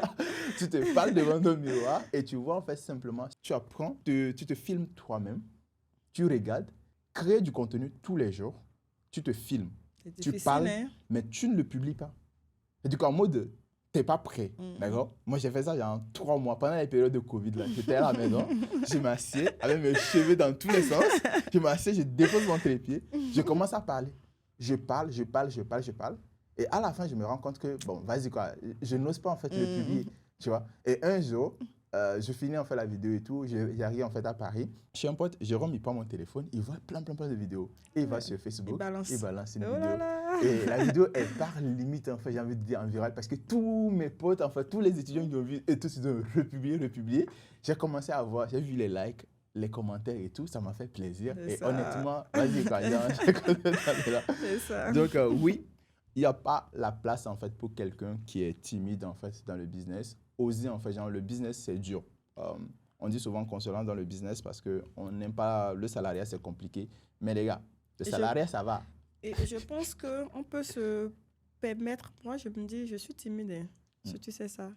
T'es réservé, mais t'es pas assez timide. En vrai? Je me dis, face à mon business, je ne suis pas timide. Sinon, je suis très timide. Donc, on peut être timide, mais il faut faire, je sais pas, si on peut faire la part des choses. Savoir où on peut être timide. Et où on peut ne pas l'être. Donc, face à notre business, on ne peut pas être timide. Il faut faire simplement ce qu'il y a à faire pour pouvoir faire évoluer en fait ton business. Et prenez aussi votre business comme votre bébé. Ouais. Quand tu as un bébé, tu ne vas pas le dire « Ouais, moi, je ne vais pas te donner à manger parce que ça... » Non, en fait, il faut que tu le fasses bouger. Obligé, tu vois. C'est ta responsabilité. Toi, aujourd'hui, en gros, est-ce que tu as reçu en fait des coups durs dans le business dans sa globalité? Des choses qui t'ont tellement en fait touché personnellement que tu te dis « Oh putain, ce truc-là... » Forcément, hein. Des coups durs. Des coups durs, oui. Quand tu vois tes collaborateurs qui reprennent ton produit, ça peut te faire mal. Tu vois les gens qui ont travaillé avec toi, qui partent et qui reproduisent ton produit, ça fait mal. Voilà. C'est généralement ça. Je pense que pour tous, et d'ailleurs même c'est pour ça que les gens ont l'habitude de dire, je n'ai pas envie de parler. Et aussi, c'est pour cela que les gens, on a du mal à s'associer de nos gens. Parce que tu t'associes avec quelqu'un, déjà tu ne t'associes même pas. Les gens, ils viennent peut-être, il y en a qui viennent peut-être en mode repérage, oui, ou d'autres qui viennent en mode associé. Mais ce n'est pas, l'idée derrière, c'est tout autre chose. Donc aujourd'hui, les gens ont du mal à s'associer parce que demain, ton associé, c'est lui qui devient ton concurrent, voilà. Ou juste un employé qui devient ton concurrent. Et ce qui fait que de nos jours, on a du mal à confier, à déléguer pratiquement parfois toute ta production. On se dit, non, il y a forcément quelque chose qu'on veut garder pour soi, pour que les gens ne viennent pas s'accaparer en fait du business derrière. Du business. Et tant qu'ils partiront, ils n'auront pas tout, ils ne pourront pas tout reproduire. Mais en même temps, quand on est une entreprise qui se veut être une grande entreprise, à un moment donné, il faut pouvoir lâcher prise et, je ne sais pas, déléguer. Pour pouvoir y arriver. Oui, exactement. Parce que si tu veux avoir une croissance, en fait. Exactement. Tu ne pourras pas tout contrôler, exactement. Tout gérer. À un moment donné, tu seras suffoqué. Mais voilà. OK. Là, on a fait un petit peu le tour sur tout ce qui est en fait business, mais on n'a pas abordé un sujet très, très, très, très important. Okay. C'est le sujet de l'argent. D'accord. Tu sais, aujourd'hui, quand on parle en fait des produits made in Africa, made in Bénin et tout, on se dit qu'il n'y a pas assez d'argent, que ça ne paye pas. Aujourd'hui, en fait, une bonne marque aujourd'hui au Bénin, en fait, peut monter en fait son chiffre d'affaires jusqu'à quel niveau? Par an, par exemple. Je ne saurais répondre. Mais pour rebondir sur ce que tu disais, effectivement, il n'y a pas d'argent dedans. Ah ouais? Oui, il n'y a pas d'argent dedans. En fait, moi, je pense que si l'idée, c'est d'avoir une jet privée... Si tu vas aller à Dubaï et tout, là, tu laisses tomber ou bien. Ce n'est pas évident, c'est compliqué. C'est très compliqué parce que surtout nous au Bénin, on a un petit marché. Le Bénin, c'est un petit marché. À côté, c'est vrai qu'on a le marché du Nigeria qui est là, mais difficile à percer. C'est difficile à percer. Et pour vraiment grandir ce fait de l'argent, il faut aller dénicher soit peut-être un grand marché européen. Aujourd'hui, on a tous envie d'exporter nos produits, mais ce n'est pas facile. Donc, nous faisons tous une petite production qu'on vend sur place. Ce n'est pas encore ça. Ce n'est pas, c'est-à-dire, comme me l'a dit quelqu'un, si vous ne faites rien, je reviens dans 5 ans, tu seras encore là. C'est souvent ce qui se passe. Moi, je connais beaucoup d'entrepreneurs avec qui on a démarré ensemble, mais qui n'ont pas du tout avancé. Il y en a même qui ont abandonné parce qu'ils se rendent compte que ça ne va pas le faire. Peut-être quand tu es jeune, quand tu es une femme ou une étudiante, ça va. Tu as ce qu'il faut peut-être pour acheter tes unités, te tresser, acheter tes habits.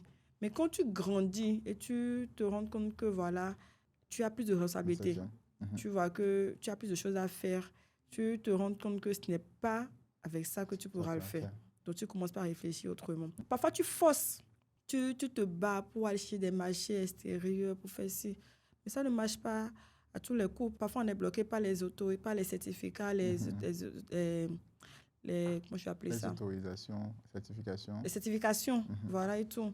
Donc, c'est un peu compliqué. C'est un peu compliqué de se faire de l'argent avec la production locale. Il y a nos produits locaux, comparativement produits importés, sont un peu chers. Donc, les gens ont du mal. Déjà, les gens ont du mal à acheter les produits locaux. Ils préfèrent acheter le jus importé qui est peut-être à le litre.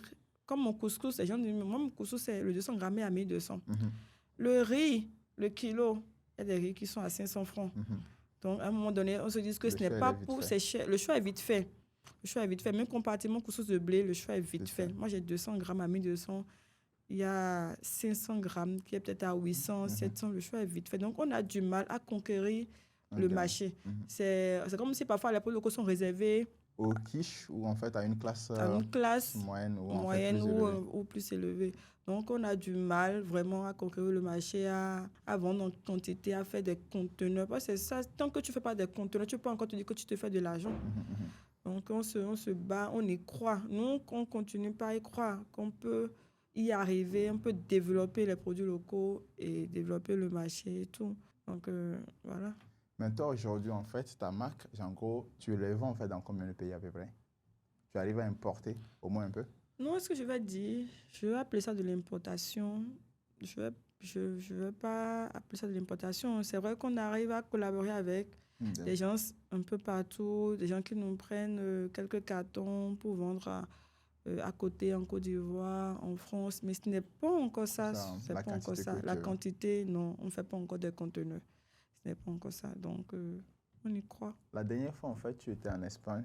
Il semble que tu voyages beaucoup. C'est dans le cadre, en fait, des négociations, là, où on fait du business dans sa globalité. Bien sûr, bien sûr. Comme je le dis, quand tu es entrepreneur, il faut participer à des événements. Il faut participer à des formations, à des Mhm. trucs. Ça t'ouvre l'esprit Mhm. et ça te permet de capter d'autres opportunités. Mhm. Comme je disais, c'est quand je suis allée à la phase de dépendance que j'ai vu qu'il y avait le besoin Ouais, d'emballage et d'emballage, tout. ouais. Voilà. Donc, il faut forcément sortir, aller à des événements, essayer d'autres opportunités, participer à des concours. Voilà, ça te permet soit de gagner des prix qui Ouais. peuvent te permettre de De financer. financer Mhm. ton entreprise. Mhm. Donc, voilà un peu. Ok, super intéressant. Du coup, toi aujourd'hui, si tu regardes tout ton parcours depuis 2019 jusqu'à maintenant, quelle a été en fait disons, ton année où tu as fait le moins en fait de chiffre d'affaires et ton année où tu as fait le plus de chiffre d'affaires? Je dirais, nous, on est comme ça. Hein. Vous êtes en On est croissance? en croissance. Ok. On est en croissance parce que à chaque fois, on essaie d'innover Mhm. et on amène de nouvelles stratégies qui nous permettent de faire plus de chiffres. Donc, on avance. Voilà. Donc, on va dire, l'année où on a fait mon budget, ça va forcément être le début. La première année. année. Au fur et à mesure, on avance. Voilà. Chaque année, il y a d'innovation et on avance. On essaie toujours de trouver des stratégies. Et c'est ça qui est un peu difficile de nos jours. Mhm. Il faut tout le temps en train d'innover. D'innover. Et ce qui est encore compliqué, tu innoves aujourd'hui, tu as besoin d'exposer ton innovation, les gens vont Faut copier copier et il faut et aller chercher. il faut encore aller chercher. Mhm. Mais on n'a pas le choix. Ce n'est que comme ça qu'on peut grandir. Reste- Et comme je le dis aussi, il faut trouver des trucs où l'entrée sera difficile. Mhm. Mhm. Mhm. Vous Ouais. voyez, il y a des projets que tu vas développer, mais que tout le monde ne pourra pas faire. Peut-être que c'est difficile à faire ou il faut de l'argent pour le faire. Tout le monde n'a pas Pas forcément, forcément. voilà, soit les techniques ou Ouais, la technologie, technologie nécessaire. nécessaire pour le faire. Donc, Mhm. chaque fois, on est dans cette recherche d'innovation Mhm. pour pouvoir avancer. Incroyable. Du coup, dis-moi, aujourd'hui, si tu devais laisser un message à toi qui était en master et qui commençait enfin à se lancer, qu'est-ce que ce serait quoi, en fait, comme le conseil que tu devais le transmettre? Fonce. Comme je disais avec un collaborateur au Fenrugbe passé, c'est lui déjà qui me disait comment on aurait su qu'aujourd'hui, qu'on soit en train de faire Fenrugbe. Mhm. On ne savait pas. Donc, je dirais à ce mois d'il y a 5 ans ou 6 ans, Mhm. fonce. Quand bien même tu ne vois pas le bout du tunnel, Mhm. vas-y. Mhm. Sois en train de faire. Mhm. Et sois en train de faire ce que tu es en train de faire, mais fais-le bien. Mhm.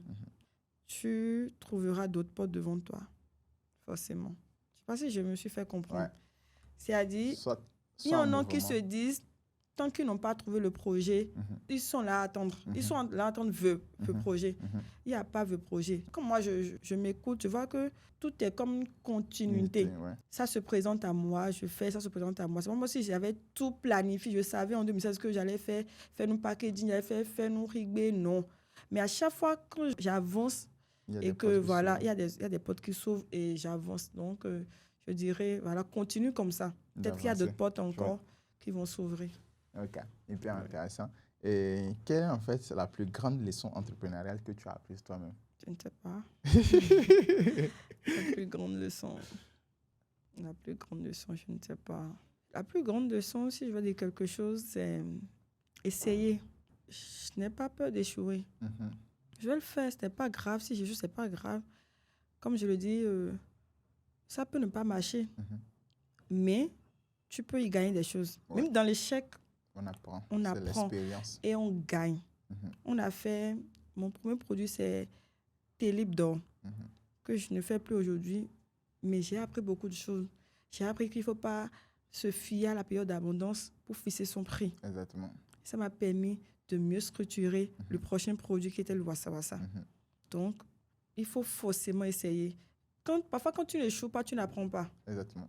Donc, il faut échouer pour apprendre. Et ça te permet de rebondir et d'aller encore plus haut. Mhm. Voilà.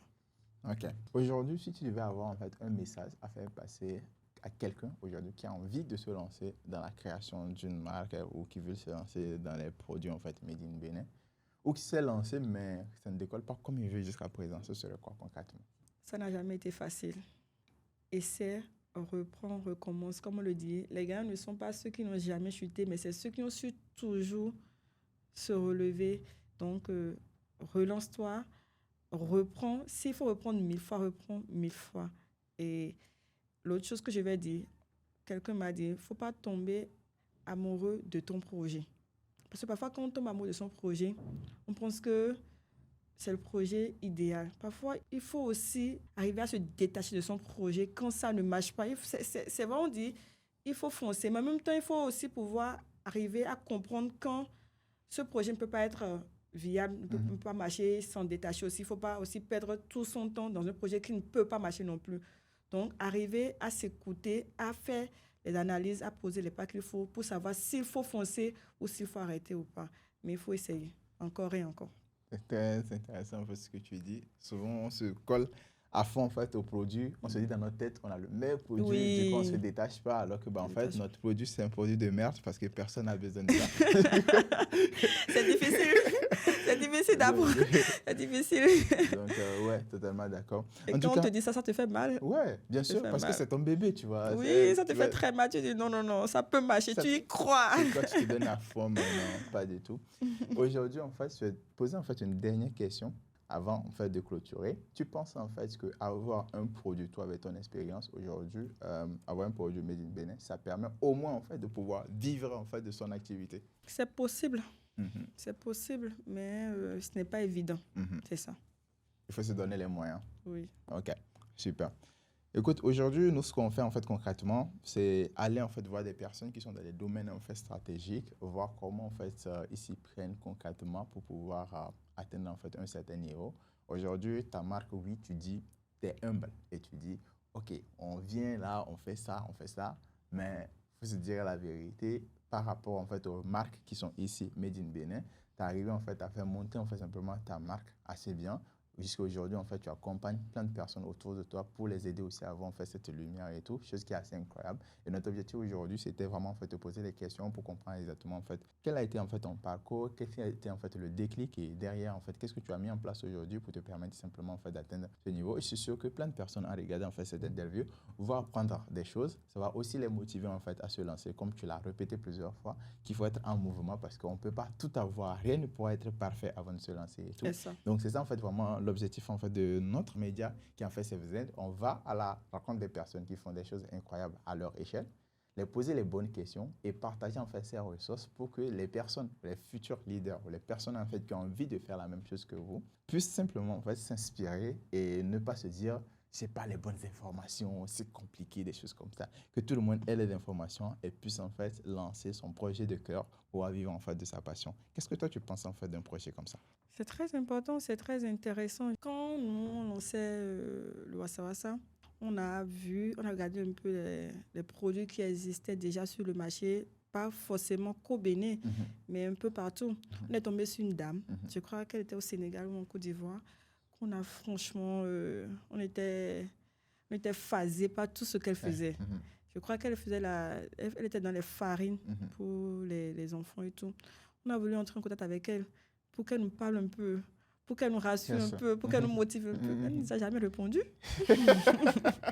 C'est pas méchant, mais on en a besoin d'écouter l'histoire des autres. Surtout quand on démarre, on veut savoir un peu. Et ça permet d'y croire. Exactement. Quand tu vois des gens qui sont réels, parfois on pense que ce n'est pas possible. Mais quand c'est quelqu'un que tu connais dans ton environnement, il a fait ce que je peux le faire aussi. Il t'a raconté comment ça. Parfois, sur les réseaux sociaux, les gens disent qu'ils sont partis d'une plume et puis ils ont eu... Mais quand tu vois que c'est quelqu'un que tu connais vraiment, mais qui l'a fait, ça te motive à mieux faire et tu peux en tirer des leçons. Moi, il y a beaucoup d'erreurs que nous, on a commis, qu'on aurait pu s'en passer si on avait pu écouter certaines personnes. Donc, c'est très important d'offrir ces expériences aux jeunes qui veulent démarrer ou qui ont besoin de se ressourcer par les expériences des autres personnes. Et comme je le dis, on espère que ça va toucher les gens. Il y en a qui reçoivent l'information, mais c'est comme la parole de Dieu. Parfois, on peut te partager la parole, mais ça n'aura pas d'effet sur toi. Donc, on va espérer que ces partages d'expérience puissent vraiment être utiles, puissent les atteindre, afin que l'objectif puisse être atteint. Exactement. Qu'ils puissent utiliser pour accroître ou débloquer quelque chose dans leur entreprise aussi, en fait. C'est très important. très important. En tout cas, merci beaucoup. Merci On à était vous. avec Sonita, alias Madame Macron. J'allais te poser cette question, mais je suis sûr que mes gars vont te poser la question. Donc, elle était étudiante. Elle a décidé simplement, en fait, parce qu'elle aimait du Wassa Wassa. En tout cas, c'est très bon, en fait, le Wassa Wassa. Du coup, elle est partie, en fait, d'une problématique ou, en fait, une envie personnelle pour créer une solution. Cette solution qu'elle a pu, en fait, rapidement commencer à écouler en utilisant deux leviers, principalement en fait le branding et le deuxième élément, principalement en fait, c'est de la communication. Grâce à cela, elle s'est exposée, c'est-à-dire que bon, quand tu as un produit, il faut en fait s'exposer. Elle a utilisé simplement en fait le levier des événements, bien évidemment. Et on l'a découvert là-dessus. Et au cours du mouvement, elle a découvert qu'il y avait une problématique qui était orientée sur le côté packaging qui manquait sur le marché. Et comme elle a toujours eu en fait des ambitions d'aller plus haut, elle s'est dit, bah écoute, pour qu'on puisse demain exporter nos produits, il faut absolument qu'on ait en fait des standards internationaux. Du coup, c'est sur ça qu'elle est partie. Et comme elle arrive sur le marché, elle voit que les personnes autour de lui n'avaient pas en fait ces mêmes produits. Elle s'est dit, pourquoi pas en fait proposer. C'est là en fait, il faut dire, bon, elle a créé un produit pour répondre à un besoin qui était là, qui était concret. Du coup, là, elle a lancé en fait simplement le Feno en fait packaging. Le Feno packaging, donc actuellement, ça lui permet en fait d'avoir plusieurs personnes. Elle voit qu'elle a des personnes qui lancent, qui ont des marques, elle a fait des packaging et tout. Ces personnes ont des difficultés à vendre alors qu'elle elle a grandi à Tokba, du coup, elle sait vendre, elle est à l'aise avec cela. Du coup, il fallait absolument qu'elle aide ces personnes à vendre. D'où en fait l'importance en fait, de la distribution aujourd'hui. Du coup, avec sa marque aujourd'hui, j'ai envie de dire, je ne vais pas dire que tout roule bien, mais elle arrive en fait à s'imposer. Mais ce qui est encore incroyable, c'est que sa mission de vie, c'est simplement en fait impacter le marché en fait de la transformation locale, made in Bénin et made in Africa, pour permettre non seulement à elle seule de pouvoir en vivre sereinement, mais permettre simplement à toutes les personnes qui ont envie, qui ont une idée, qui se disent, OK, j'ai une recette miracle, que ce soit en fait dans la cosmétique, dans les vêtements, un truc comme ça, que tu veux en fait exposer au monde entier, que ces personnes puissent en fait oser se lancer, avoir un lieu où ils vont pouvoir avoir les informations et tout ce qui est nécessaire pour lancer en fait une marque, mais aussi un marché pour pouvoir s'exposer, tester en fait que leur offre répond vraiment à une vraie problématique. Si je ne me suis pas trompé. Ok, super. Du coup, je vais mettre en dessous en fait de la vidéo les liens vers ces réseaux sociaux et si vous êtes intéressé par des produits. En tout cas, j'étais déjà allé sur au niveau en fait de la boutique et c'était juste incroyable. Et sur le marché aussi, ouais. il a dansé. Elle m'a obligé à danser. C'était pas volontaire. Je lui ai mis un couteau sous la gorge. Donc, en tout cas, merci beaucoup à toi. Merci à pour vous. le temps. Merci. J'espère que tu as apprécié. J'ai aimé. Super. J'ai aimé. Merci.